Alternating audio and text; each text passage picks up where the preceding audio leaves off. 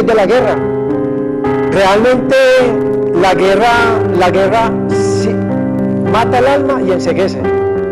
Y usted se vuelve un consumidor de sangre total, que usted no sabe cuándo parar.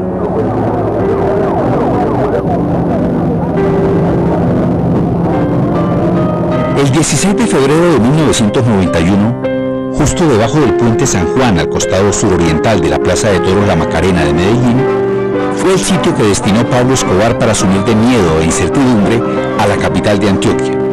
Allí, y cuando la gente salía de una corrida de toros, el capo del narcotráfico hizo estallar otro carro bomba. Lo vivido allí fue dramático. El atentado dejó un saldo de 18 muertos y 128 heridos.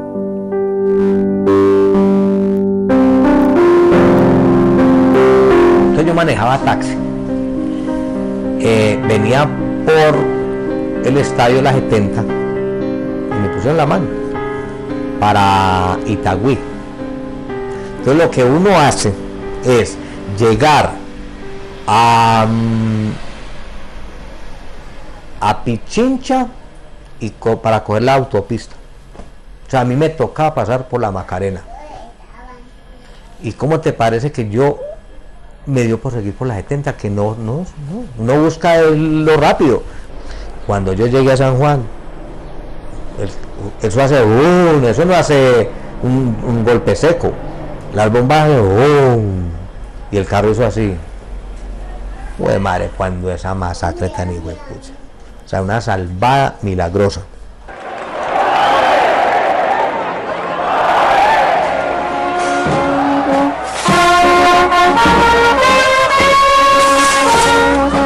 Antes de la explosión había un raro ambiente de tensión y como que se presagiaba algo malo. Más de 10.000, 11.000 personas había en la Macarena ese día. El coso era para 10.000 y le metió por lo menos 11.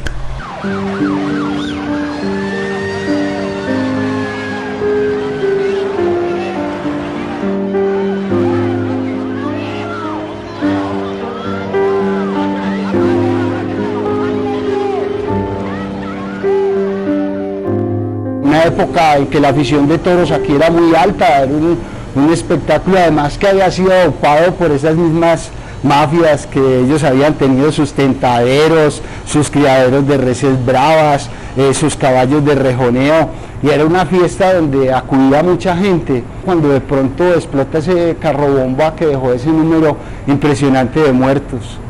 Muertos en el río,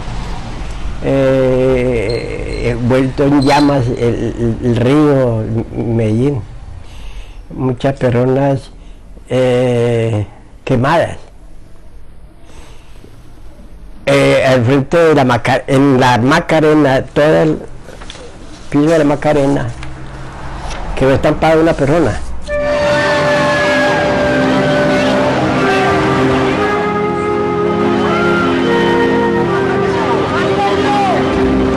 Compañeros que están en el sitio empiezan a apoyar y a narrar toda la escena dantesca que se está viviendo allí, de cuerpos destrozados, de la gente herida, tratando de salir, tratando de buscar ayuda, de que los lleven a los centros asistenciales, del desorden, de la confusión que se dio en ese momento.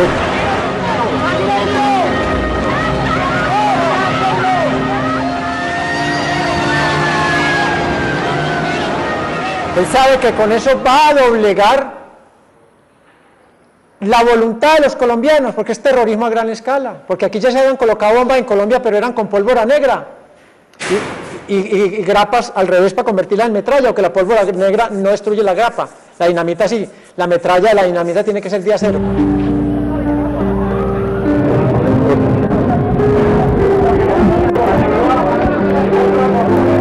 Ya en Medellín había estallado la bomba en el edificio Mónaco, propiedad de Pablo Escobar, la bomba al periódico El Colombiano, la bomba al Hotel Intercontinental y la bomba a la estación de policía de El Poblado, que dejó 4 muertos y 97 heridos. Estaba repartiendo huevos, estaba llevando unos huevos a Autopan, Mar Azul, a varios negocios de por ahí, esa cerquita al Comando. Cuando yo salí a montarme el carro venía, eso era como un Mazda, un Monza blanco, no me acuerdo bien, con 2 sardinos. Y los pararon como a 3 metros al frente del carro mío, diagonal.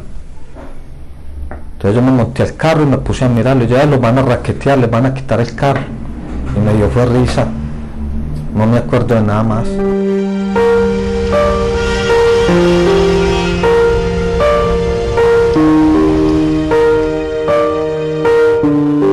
Hay cosas impresionantes, como una persona que estaba llamando en una cabina telefónica y la onda explosiva le arranca la cabeza, y cuando nosotros llegamos estaba el cuerpo ahí tirado sin cabeza al pie de la cabina telefónica, y la destrucción en más de 200 metros a la redonda porque fue una bomba grandísima, y la confusión que generó, como generaron todas, el terror que era, yo creo que más que el estallido de las bombas, el terror que producía era lo que más impactaba en la población.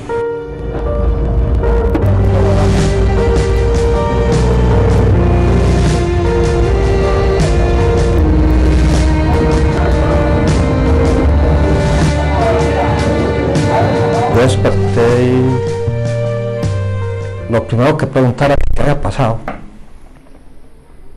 o sea, qué había pasado. Entonces las enfermeras dijeron que pues que ha sido una bomba, y yo no me podía ni mover, o sea, yo parecía un monstruo, las manos eran, yo no veía lo hinchado que estaba, no podía mover las piernas. Yo, ¿qué pasó? ¿Qué pasó? Que no, que me ha cogido un carro bomba.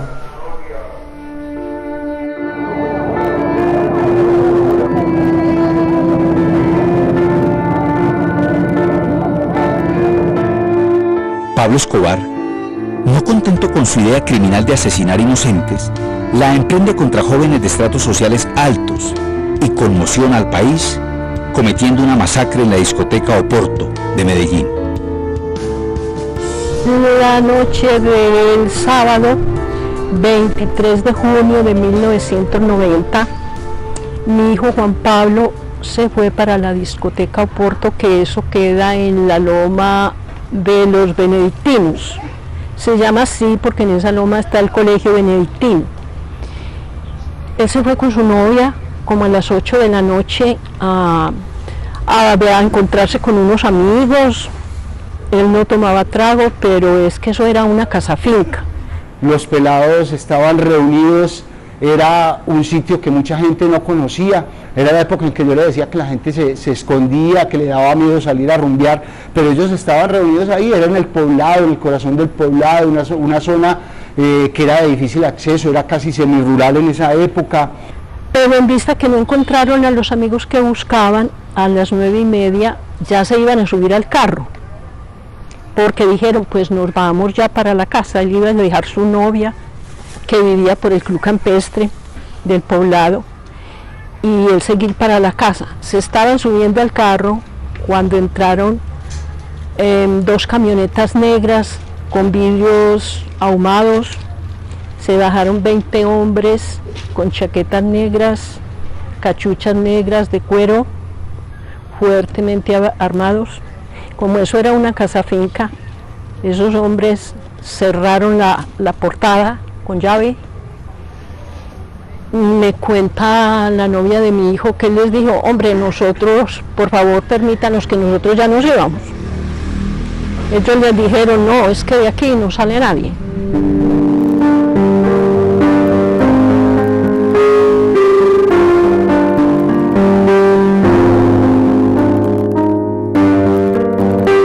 Cogieron a las niñas y las hicieron meter debajo de un entarimado que había. Eso había como una pistica de baile y eso era de madera, entonces le tiraron a las niñas debajo y decían, y no miren, y no miren. Entonces me cuenta mi nuera que mi hijo le dijo, hombre, ¿y qué? Yo no los conozco ni les he hecho nada, ¿qué pasa? Dice, cállese en HP porque aquí todos se van a morir. Cogen 22 muchachos, los hacen extender boca abajo en el suelo y los fusilan acostados en el suelo. Fue una de las cosas más impresionantes, como fue impresionante todo. Yo estaba en mi casa cuando a las 9:30 de la noche me llama mi nuera y me dice, mande una ambulancia aquí a Oporto, que hirieron a Pablo. Y me colgó, porque ella estaba aterrada, entonces me tiró el teléfono, yo no tuve tiempo, ¿qué pasó? Entonces yo me fui con mi hermana y mi cuñado. Y dije, pero lo hirieron, ¿pero por qué? ¿Qué es eso? Ella no me contó lo que había pasado. Cuando íbamos subiendo por la loma de los benedictinos, nos llamó mucho la atención que entre la avenida del Poblado y la taberna son aproximadamente 4 kilómetros. En ese trayecto de 4 kilómetros nos encontramos 2 retenes de policía que exigían papeles, que revisaban el carro, que entramos, y habían 2 retenes. Después mi nuera me contó que cuando ellos subían para la taberna a las 8 de la noche, estaban esos retenes de policía.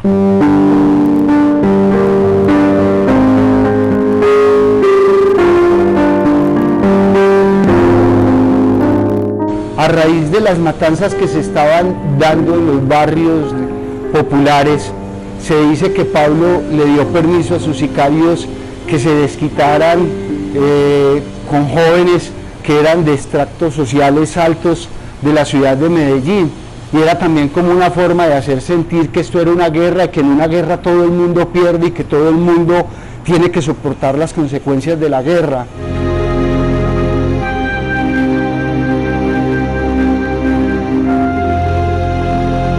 Yo quiero ver si mi hijo está muerto o cómo está mi hijo. Él se compadeció y entonces me dijo, bien pueda entre a ver cómo estaba el vestido, mire a ver si está aquí, porque aquí solo están los muertos, porque los que quedaron heridos ya los despachamos para las distintas clínicas. Yo entré, ay, pero eso fue tan terrible, a mí eso no se me olvida. Eso era una montonera de muchachitos, porque allá el más viejo tenía 22, 24 años.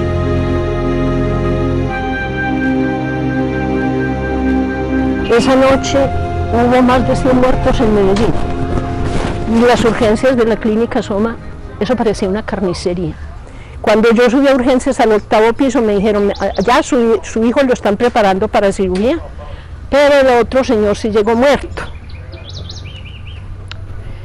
Entonces yo me entré a cirugía, no me querían dejar entrar, pero yo sí me entré.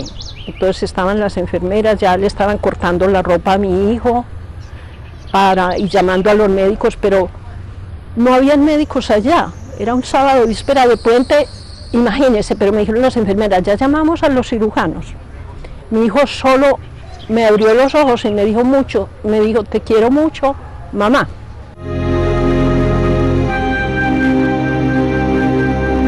Estuvo 20 minutos muerto, entonces tuvo un daño muy grande al cerebro, pero es un muchacho muy joven, muy sano, muy resistente. Él con estos aparatos puede durar mucho tiempo. Entonces yo le dije, no, yo no tengo ni los medios, ni la fortaleza para ver a mi hijo así. Entonces yo le dije, no, yo no quiero, yo quiero que lo desconecten.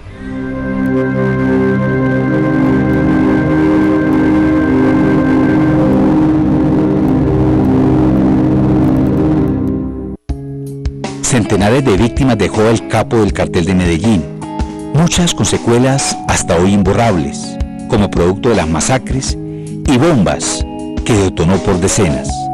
Acusaron a los hombres del cartel de drogas de Medellín como los culpables de la tragedia en la Plaza de Toros.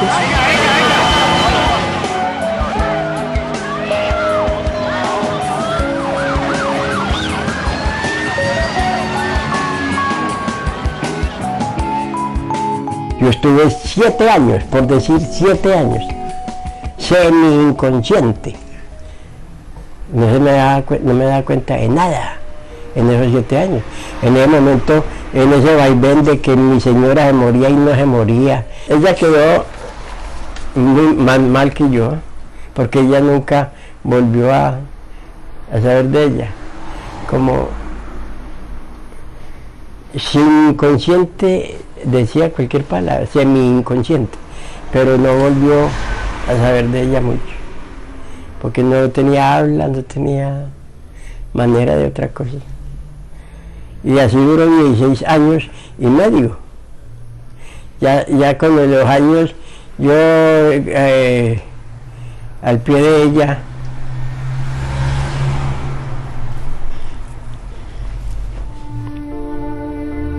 perdón,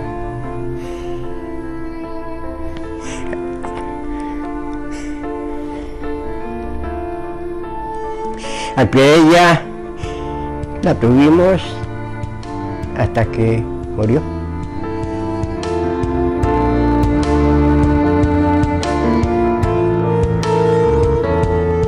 Llevo 35 cirugías, ya como estoy.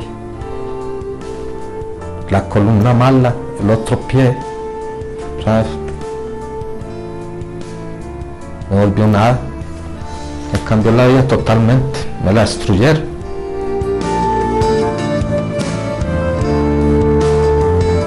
Perdone, pero yo no hablo bien. Yo perdí mucho la capacidad de hablar. El señor Danilo Jiménez presentó el 16 de febrero de 1991 una herida craneoencefálica parietal izquierda por esquirla de artefacto explosivo. En esta pierna que me amputaron hace poco me quedaron más de 200 esquirlas y en la derecha me quedaron más de 150. Entonces yo trabajaba y las esquirlas me reventaban por todas partes. Y a eso no le valía de droga, no le valía nada, porque como eran cuerpos extraños, entonces eso lo tenían que operar. O sea, me tenían que sacar a poquitos todo lo que me iba reventando. Estuve así por ahí durante 6-7 años.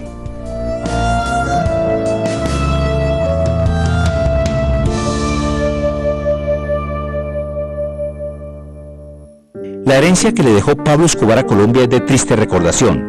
Sin lugar a dudas, el narcotraficante marcó con su maldad un hito importante en la historia de nuestro país. Todos queríamos darle la mano a Pablo Escobar. Todos queríamos ayudarle, inclusive cuando empezaron a perseguirlo, a esconderlo. Primero, porque uno pensaba que si uno lo escondía, uno se llenaba de plata. Pero había algo detrás de eso, y era que el hombre se hacía apreciar, porque cuando regaló ese montón de casas, cuando repartía plata como repartía, pues en este mundo la plata es el Dios. Yo conocí a Pablo Escobar y trabajé con él. Yo tenía que trabajar, como trabajaba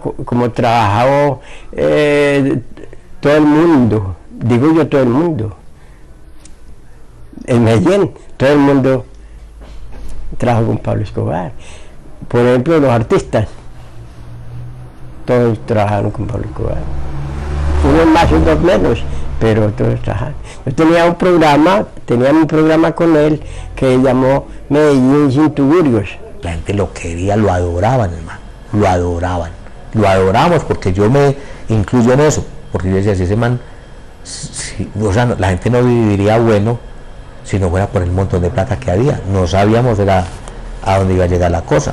Él nunca iba a pensar que Danilo estaba en la Macarena, pues, y que era mi amigo y que ni mucho menos. Ajá. y que él era pues mi amigo. No, él nunca pensó en ello. Él tiró la bomba al que caiga, a lo que caiga, pero directamente esa bomba fue para la policía.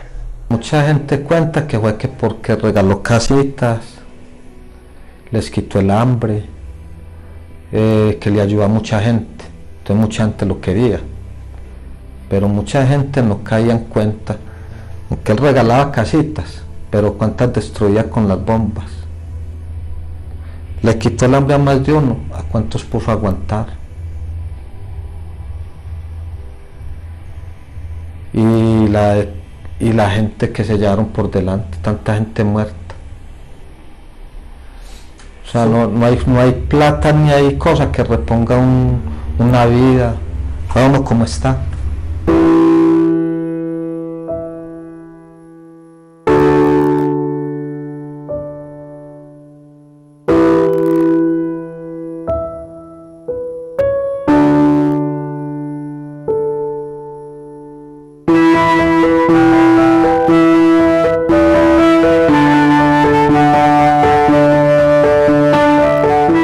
La mayoría de las autoridades, autoridades civiles y militares y policiales, temblando de miedo, y una minoría incrustada en la nómina de las mafias.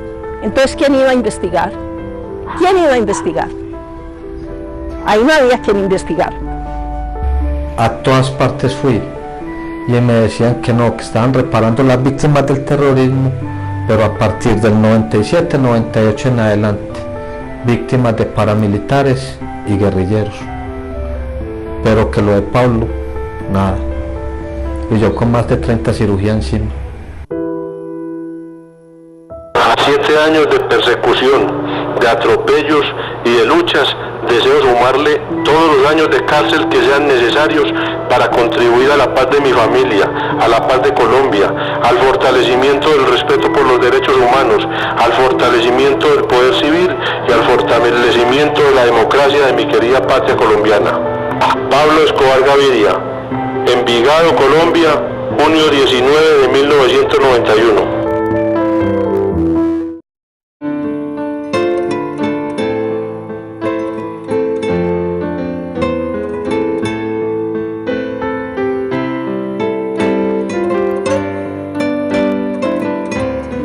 Otras familias también vivían en la misma proporción el desenfreno de Pablo Escobar. Mi hermano y mi amigo mueren en una masacre ocurrida en el barrio Florencia en el año 1990, en el mes de octubre. Eso fue una circunstancia pues desde el momento.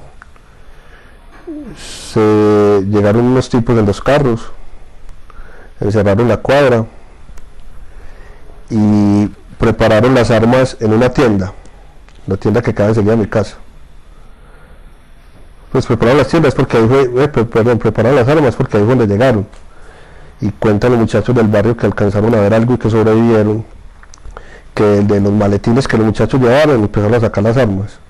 Una cosa horrorosa lo que se vivió en esta ciudad, era una época de miedo. Miedo, la gente a determinadas horas de la noche se encerraba, era una lotería, uno no sabía en qué momento iba a explotar la bomba, dónde iba a explotar la bomba. Recuerdo, yo estaba joven y habían unos rumbeaderos, unos sitios donde se escuchaban salsa en el centro de la ciudad, y después de cierta hora las puertas de los locales se cerraban y uno, exponiéndose al riesgo, se quedaba encerrado dentro de esos locales, y ahí amanecíamos hasta las 4 o 5 de la mañana, y muchas veces en la noche uno sentía el explotar de las bombas, porque fue algo terrorífico, y además de eso hubo toda una respuesta de organismos, no sé si de seguridad, de grupos que estaban en contra de Pablo, que empezaron a cometer matanzas en los barrios populares. Entonces era muy común que en las noches llegaran a un barrio y dispararan contra los pelados que estaban en las esquinas, o sacaran pelados de un sitio público y después aparecieran asesinados en las afueras de la ciudad. La gente pues cuenta, porque yo no vi la situación, que todo el mundo empezó a correr. Los que estaban jugando en mi casa se entraron para mi casa, pero mi hermano, como estaba pues minusválido, estaba en la silla de ruedas, no alcanzó a entrar. Según los relatos, fue el tercer muerto. Lo cogieron en el quicio de la casa y lo mataron. Los muchachos que entraron a mi casa cerraron la puerta, y esa puerta la llenaron pues de bala total, la chapa, y no pudieron entrar, porque donde adentro no hubieran sido malos muertos, hubieran sido no sé cuántos.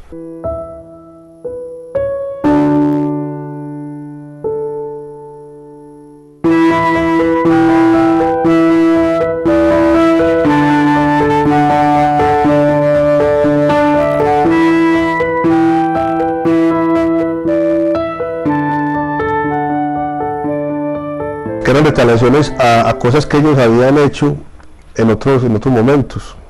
Por ejemplo, ir a buscar a alguien o matar a alguien, porque desafortunadamente así era en esa época, pagaban para que mataran a los policías o para ir a cobrar una cuenta o por cualquier otra cosa, o los pelados nomás por probar si no iban a matar a cualquiera, entonces dejaba dolientes.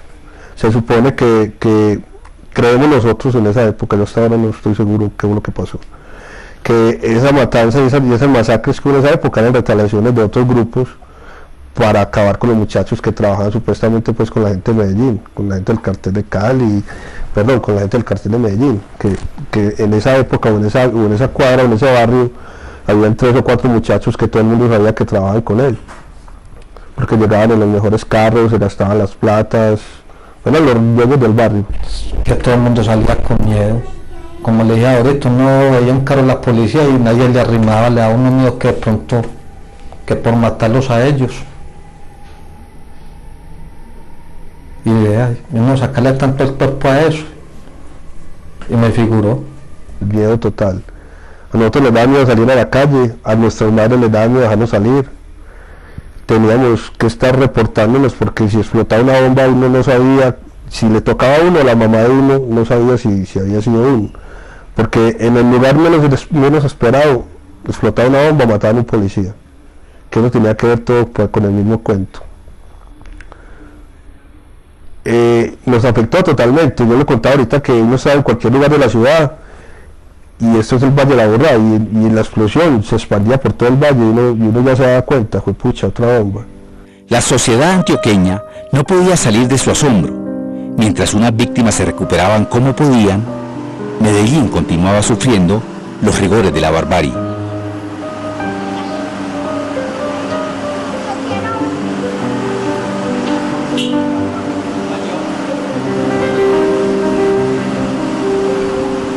Después de los 7 años fui volviendo en mí, fui volviendo lentamente. Ya me pusieron una cartilla para leer, a ver si reaprendía.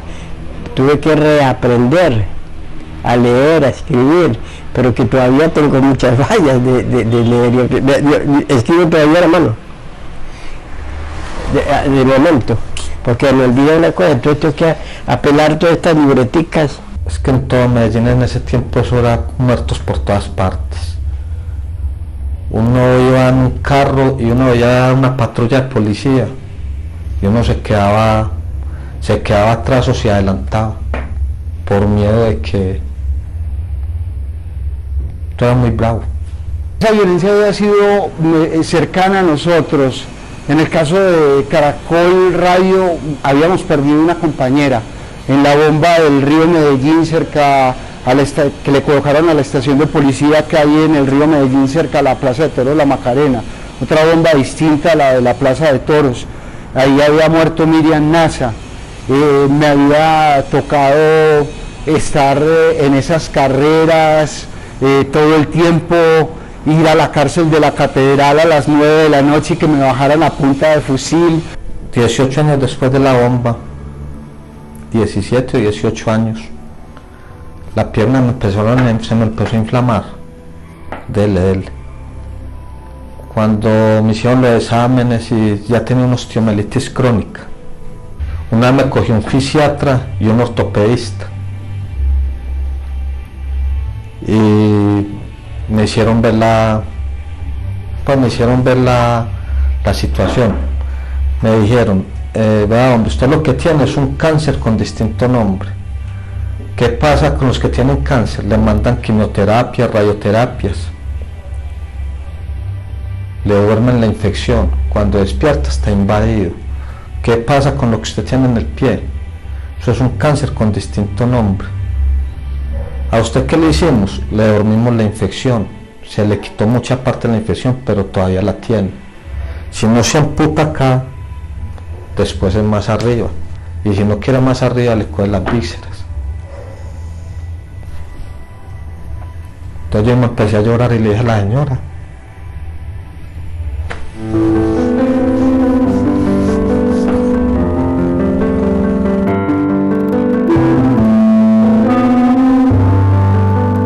un hombre como Pablo Escobar difícilmente podrá ser borrado de la mente de los colombianos. Obras de Medellín, la versión del Robin Hood moderno, cuando con dinero del narcotráfico construyó barrios enteros en la capital antioqueña.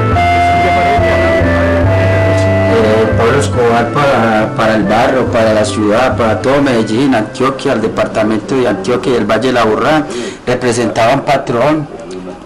Venía a ser en Medellín Pablo Escobar, un dios con D minúscula, porque la D mayúscula es la de Dios, pero Pablo Escobar representaba como un dios acá a nivel de esta ciudad de Medellín y de los barrios populares. O sea, aquí fue donde él ordenaba y mandaba y pasaba de todo. Pero hasta lo último, que lo estaban persiguiendo, que estaba matando tanta gente, que los del avión, que no sé qué. Lo único que sí, yo sé que hubo mucha tristeza fue cuando mató a Rodrigo Lara y a Galán, pero hasta antecitos nosotros lo defendíamos y decíamos: es que, ¿para qué lo joden? Estamos defendiendo una posición, la de Pablo Escobar. Para nosotros era un gran líder, era nuestro Dios. Si nosotros, para matar a una persona que iba contra nuestro Dios, teníamos que matar 1000 inocentes, no había ningún problema. Para mí, eso fue un monstruo.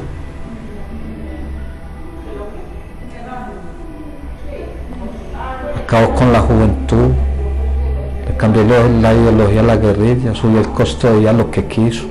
Era un hombre como tan malo, era bueno, que las personas no lo era tan malo que servía mucho, pero mataba mucha gente inocente cuando ponía sus bombas. Cuando Pablo no hubiera hecho eso, no, los barrios no fueran así como tan calientes, no hubiera gente tan, si creyera tan adrenalina como él. Mucha delincuencia en los barrios también, por eso, por medio de eso.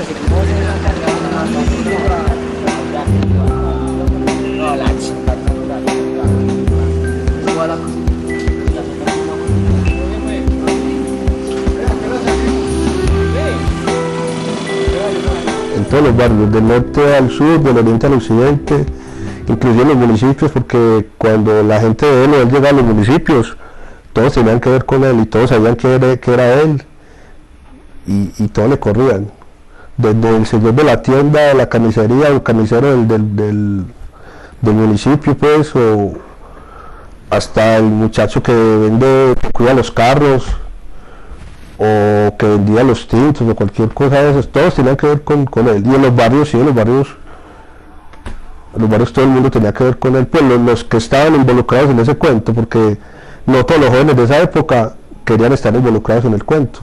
Unos se dedicaban a estudiar, otros a la música, otros a otro cuento, y otros a conseguir la plata fácil y a vivir bueno, como decían ellos, cortico pero sustancioso. Representa dolor, temor, representa odio, o sea, muchas cosas, porque muchas personas fueron afectadas, tanto como víctimas que fueron asesinadas, como personas jóvenes, que nunca jamás en la vida pensaron ser lo que fueron en el cartel de Medellín o trabajar para esa gente, y por medio de esta guerra, por medio de este cartel, ellos se están involucrados en eso. Yo digo que ya ese señor lo deberían dejar ya quieto, ya lo que fue. Lo que pasa es que pienso yo, que hacen con lo de Pablo Escobar. Los que tienen plata están consiguiendo más plata con eso. ¿Cuánto se ganan por esa película? Pero no piensan en nosotros, en los que estamos pagando la guerra injusta. En medio de la tragedia, un periodista de la ciudad decide escribirle al capo del cartel de Medellín, con el propósito de conocer el porqué de su demencial ataque. Entonces me atreví, ya cuando él se había entregado en la catedral, a escribirle y preguntarle eso, que sentía, que él le había mandado a matar mucha gente, que mucha gente en este país había sufrido destierro, muerte, persecución por culpa de él, que él que sentía frente a eso. Con miedo mandé la carta, pero el tipo me contestó, empezando porque él dice: no tengo cargos de conciencia. Imagínense, después de toda la gente que había muerto, del avión de Avianca, de las bombas en Bogotá, de las bombas en Medellín, de todo lo que había ocurrido, el tipo dice: no tengo cargos de conciencia, mi lucha se dio por ideales, además a la ambición ajenos, mi lucha se dio por ideales ajenos a la ambición al dinero, familia, libertad, vida, derechos de nacionalidad y de patria, clases marginadas y desprotegidas y derechos humanos. El tipo se presenta como un luchador social. Uno puede pensar que Pablo asumió su guerra no como su guerra de narcotraficante contra el Estado, sino que él se consideraba era un luchador social y alguien que estaba tratando de transformar este país. Era el dueño absoluto de todo, entre otras cosas, porque los políticos, porque no les interesa. Todo el mundo quería ver con Pablo Escobar. Todo el mundo. Entonces, yo te digo, si los padres de la patria, que tienen unos buenos sueldos y quieren sacar su tajadita de ahí, ¿qué no diremos nosotros los pobres? O sea, eso lo dice todo. Si el político que la tiene toda, corrupto, ladrón, y la tiene toda, pero Pablo tenía la del mundo entero.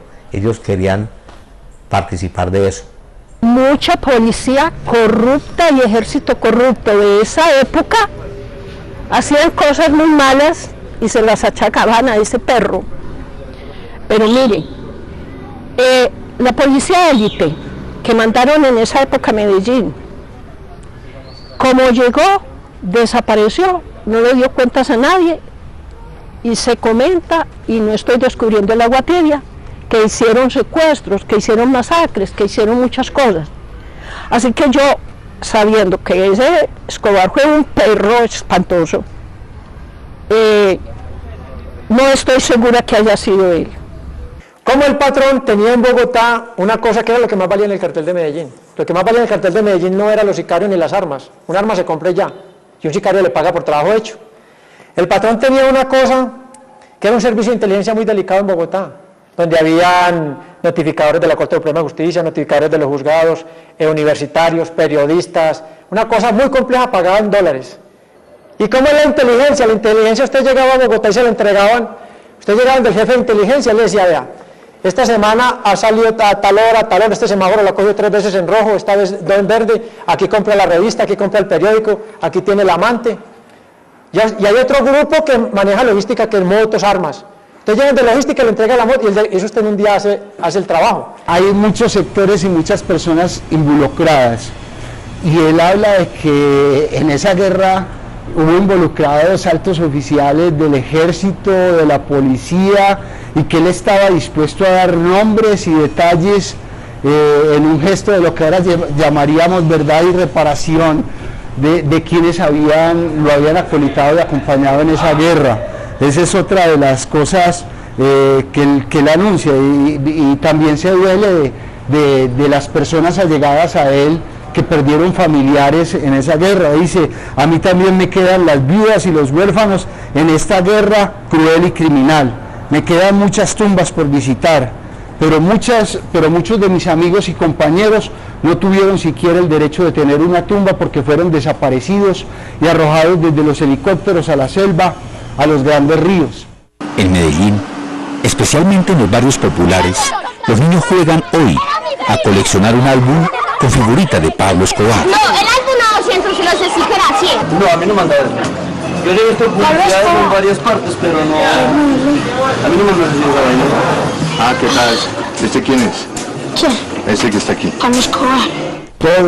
Todos los antioqueños, yo puedo afirmar que éramos los antioqueños los que teníamos a Pablo como el Dios de la tierra. Pues eso denota todavía el impacto que esta figura tiene entre los jóvenes, entre los muchachos que se están formando, y algo muy preocupante, a pesar de que en este momento se está pasando una serie de televisión y se dice que no busca hacer apología, que no busca, desafortunadamente yo creo que se está dando un efecto contrario. Yo vivo en un barrio popular y converso con los pelados de la esquina, con los parceros, con la gente que siempre me ha conocido. ¿Y para qué ha servido esto? Para revivir este fantasma y para que los pelados vuelvan como a pensar en eso. Uy, qué rico yo vivir, aunque sea 2 o 3 años, a lo bien. Me perdonás la expresión, como ellos dicen, a lo puta, y que después me maten, pero uy, ese Pablo era un teso. Entonces yo creo que no ha sido tanto como querer mostrar el daño que ha hecho Pablo, sino que eso ha servido para que se reencauche esa imagen de Pablo. A mí me da tristeza con eso de los álbumes, con lo de la novela, porque eso es una novela, mostrando parte de la vida de él. A mí me da tristeza por la juventud. La juventud viendo esa novela o esa película, ¿cuántos Pablos Escobares van a salir de ahí? Esa es la enseñanza que le están dando a este país. Pablo nunca ganó la guerra que afrontó y ni el país tampoco creo yo que haya ganado esa guerra, porque Pablo se han seguido multiplicando y yo creo que la situación que vivimos y la lucha constante que hemos tenido en estas ciudades para poder erradicar toda esa cultura mafiosa que nos permeó y que todavía se siente en algunos sectores y que todavía es paradigma para muchos jóvenes de esta ciudad, en algunos barrios populares que ven a través del narcotráfico, del enriquecimiento ilícito, la única forma de movilidad social frente a la falta de oportunidades que hay. Hay que empezar a trabajar con los niños, no con los jóvenes, no con los niños, y empezar a crear valores, de que yo estudio, me gano la bicicletica, puedo lograr a la moto, voy ahorrando, llego al carro y disfrutando cada cosa y crear esos valores. No de una vez el tipo pensar en el Mercedes-Benz, en el apartamento en Cartagena, en el avión, en las tetas de plástico para mi novia, no. La cosa es de crisis de valores. Tener plata por no decirlo mejor.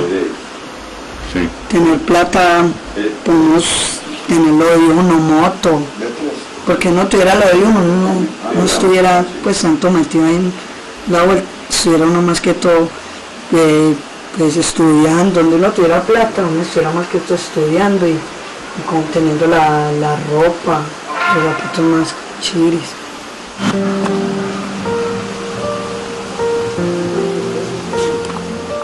El criminal y su gesta de miedo quedaron registrados en la mente de miles de colombianos víctimas del tristemente célebre capo del narcotráfico, Pablo Escobar.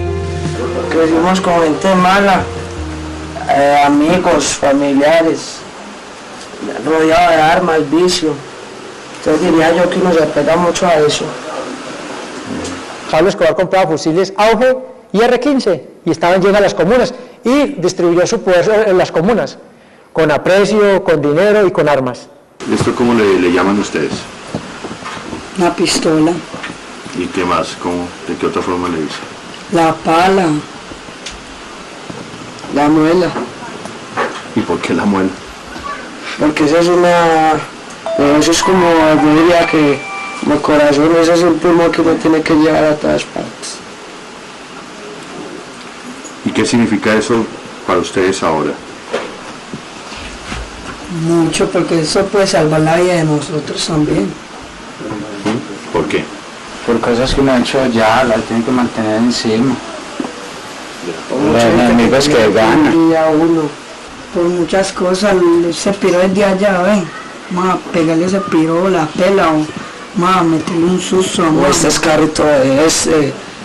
Los enemigos que nunca faltan. Que nuestras financiaciones y nuestras inversiones se realizan especialmente en el campo social, en los problemas de la comunidad y los barrios populares en el departamento de Antioquia. Pablo Escobar inició su campaña política en 1983 bajo el amparo del parlamentario Jairo Ortega. El acondicionamiento de canchas de fútbol con sus respectivas torres de iluminación en los barrios populares le representaron un fortín electoral considerable, que después concluyó en semillero de sicarios. Era muy contradictorio, porque hubo mucha gente que lo quiere y que lo quiso y que lo va a querer toda la vida, porque para unas personas fue un ídolo, fue un héroe, fue una gente que le ayudó mucho, pues para otros, en el caso de las madres o los hermanos o los padres que tuvimos algún muerto por ese lado, pues a nosotros nos dolía, claro, que nos mataron los pelados, que nos mataron los hermanos, que sin uno saber se llevaba la gente y no aparecía, pues porque no sabía qué había pasado con ellos. Eso ahí era muy contradictorio, en esta ciudad fue muy contradictorio, hubo una polarización de unos a favor, otros en contra. Y le voy a contar una cosa, y está sembrada la semilla de la violencia, la sembró Pablo Escobar Gaviria y nosotros en Medellín. Cuando nosotros empezamos a matar en Medellín, usted no conseguía sicarios que mataran mujeres, pues las tenemos que matar nosotros, porque había cierto principio en los sicarios que no, mujeres no. Y después matamos, mueren embarazos, niños, de todo. La semilla de la violencia se está viendo ahora. ¿Qué te comentan de Pablo Escobar? No, nada, que igual que empezó la pillería aquí en Medellín. ¿Fue que empezó qué? La pillería. ¿Y los pelados de los barrios quieren ser como Pablo Escobar o ya no? Sí, muchos que quieren seguirla, pero no pueden alcanzar tanto como eso. Inhumano, sí. Eso no es por... El hecho de que haya ayudado mucha gente, que les dio casitas y les dio trabajo, pero no compensaba con lo mal que hizo. Eso es muy lógico y muy humano, pensar eso. Hay mucha gente que lo adora y a lo mejor puede ser que los que me estén viendo no lo tomen a mal, pero él no era una persona humana, ¿no? Pablo Escobar fue yo no sé si puedo decir esta palabra aquí, un perro. Fue un perro, un infeliz, que a causa de él se desató todo lo más terrible que ha pasado en Colombia.